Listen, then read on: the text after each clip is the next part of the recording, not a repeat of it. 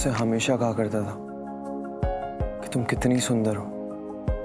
सच में बहुत ज्यादा सुंदर हो।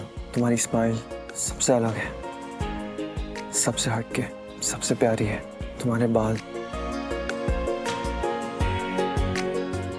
बाल भी सच में बहुत सुंदर है।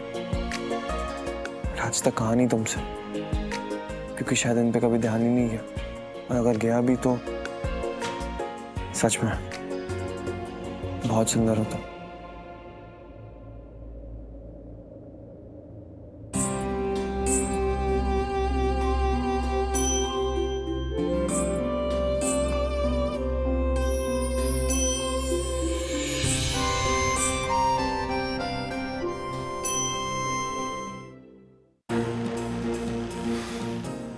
क्या कर रहा हूँ मैं भी समझ में नहीं आ रहा है। एक तरफ तुमसे इतनी नफरत कर रहा हूँ और दूसरी तरफ तुम्हारी सुंदरता के बारे में बात करके ऐसे। एक बात और कहा करता था मैं तुमसे, जितनी तुम बाहर से खूबसूरत हो उससे कई ज्यादा तुम अंदर से खूबसूरत हो। सच में तुम्हारा दिल, तुम बहुत नेक दिल की हो, बहुत प्योर है तुम्हारा सोल। तुम्हारी आत्मा बहुत अच्छी है, लेकिन क्या किया तुमने? ये मेरी आत्मा को तो हमेशा हमेशा के लिए मार डाला, खत्म कर दिया तुमने मेरी आत्मा को। लक्ष्मी, तुम्हें अंदाजा भी नहीं है कितनी चोट पहुंचाई है तुमने मुझे, कितना दुख पहुंचाया है।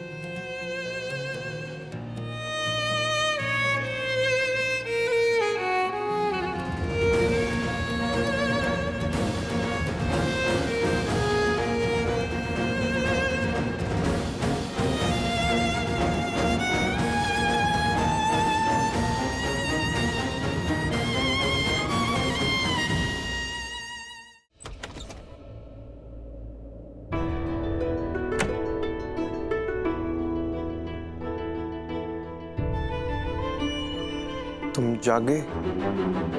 कब से तुम? तुम्हें क्या लगता है ऋषि, मैंने तुमसे शादी क्यों की? तुम्हारी कुंडली में कोई दोष था और तुम्हारे माता पिता को लगा कि मेरी कुंडली के ग्रह से तुम उस दोष से बच सकते हो, इसलिए हमारी शादी हो गई। पर क्या तुम जानते हो कि मैंने तुमसे शादी क्यों की? ऑफ कोर्स जानता हूँ। कोई भी शादी करता मुझसे। I was rich, successful, bachelor था। कोई भी सोचता कि उसकी बेटी कितनी ब्लेस्ड है अगर उसकी शादी मुझसे हुई होती। कोई भी बाप सोचता। और मैं काफी सक्सेसफुल बिजनेसमैन था, इसलिए शादी की हुई। तुम नहीं जानते, तुम्हें नहीं पता। इतने साल साथ रहने के बाद भी तुम नहीं जानते। कोई बात नहीं, मैं ही बता देती, क्योंकि जब इतने सालों तक साथ रह के तुम मेरी नीयत, मेरी आत्मा को नहीं समझ पाए, तो फिर तुम वो कैसे समझोगे जो मेरे साथ तब हुआ था जब तुम थे ही नहीं। क्या कहना क्या चाह रही हो? मतलब क्या तुम्हारा? मैंने तुमसे हमेशा कहा है ना ऋषि कि मेरे बाबूजी चाहते थे कि मेरी शादी एक ऐसे इंसान से हो जो मेरा साथी भी बने और सारथी भी। साथी वो जो हर मुश्किल में, हर सुख दुख में मेरा साथ दे, और सारथी वो जो मुझे सही राह दिखाए और उस सही राह पर मुझे अपने साथ ले जाए। मैं हमेशा सोचती थी ऋषि कि साथी तो कोई भी बन सकता है, लेकिन मुझे सारथी कैसे मिलेगा? कहाँ ढूंढूंगी मैं ऐसा पति जो मेरा साथी भी बने और सारथी भी? और फिर तुम मिले मुझे, और तुम बनी मेरे साथी और सारथी। तुमसे शादी करके मुझे सिर्फ तुम नहीं मिले थे, मुझे पूरा परिवार मिला था। वो परिवार जो मैंने खो दिया था मुंबई आने से पहले उस हादसे में। मैंने अपने माँ बाबू जी को खो दिया था, और फिर मुझे तुम्हारे डैड मिले। वो मुझे मेरे बाबूजी की याद दिलाते थे, क्योंकि उनमें मुझे मेरे बाबूजी ही दिखते थे। ऋषि, तुम्हें पता है मैंने कभी उन्हें तुम्हारा डैड माना ही नहीं। मैं उन्हें बाबूजी कहती थी क्योंकि वो मेरे ही बाबूजी थे हमेशा। उनका हाथ हमेशा मेरे माथे पर और उनका साया हमेशा मेरे सर पर। मैंने अपने दोनों भाजी को दिए। मैं ये नहीं कह रही हूँ कि मेरा दर्द तुम्हारे दर्द से ज्यादा बड़ा है, लेकिन कम से कम तुम लोग रो तो पाए थे, उन्हें एक आखिरी बार देख तो पाए थे। मैं तो उन्हें देख भी नहीं पाई ऋषि, मैं उन्हें देख भी नहीं पाई, बल्कि मुझ पर यह इल्जाम लगा दिया गया कि मैंने अपने बाबूजी को मारा, मैंने उन्हें मार डाला।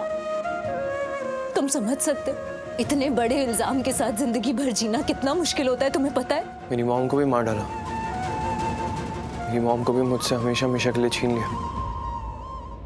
कभी माफ भी कर पाऊंगा? तुमने सब खत्म कर दिया, सब कुछ।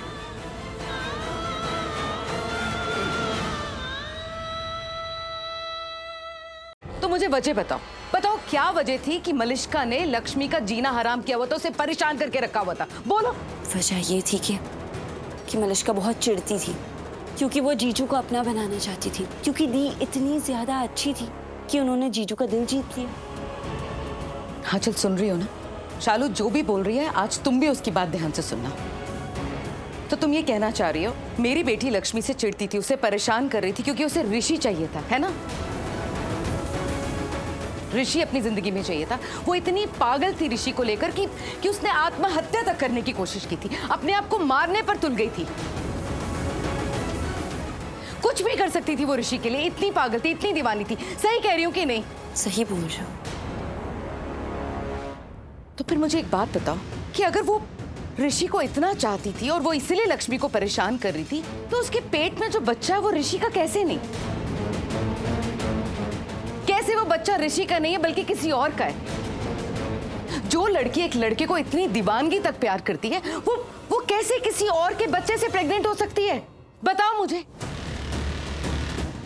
तुमने कहा ना वो ऋषि को लेकर पागल थी, इसलिए लक्ष्मी को परेशान करती थी, वो ऋषि को पाना चाहती थी किसी भी तरीके से। तो फिर वो कैसे वो बच्चा ऋषि का नहीं है? बोलो मुझे, जवाब दो। जो आप सवाल पूछ रहे हो उसका तो जवाब नहीं है मेरे पास,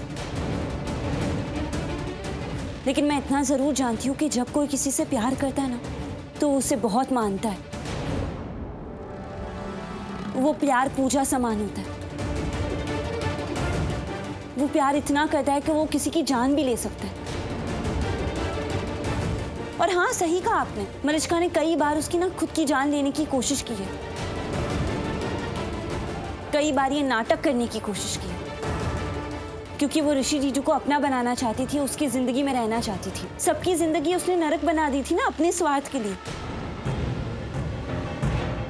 ये भी तो देखो कि उसने क्या कुछ नहीं किया। और आखिर में वो मलिष्का ही थी जिसके वजह से लक्ष्मी दी को घर छोड़ के जाना पड़ा, अपने पति का घर छोड़ के जाना पड़ा। लेकिन कहते हैं ना कि हालात बदल सकते हैं लेकिन भाग्य नहीं। दी का भाग्य दोबारा ऐसे इस घर में लेके आया, उसी पति के पास, उसी परिवार के पास, उसी ससुराल में। वाह शालू, वाह। तुम एक काम क्यों नहीं करती? एक कमरे में जाकर आराम से बैठो और अपनी कहानी दोबारा से बनाओ, अच्छे से बनाओ, और फिर आकर अपनी कहानी बताओ।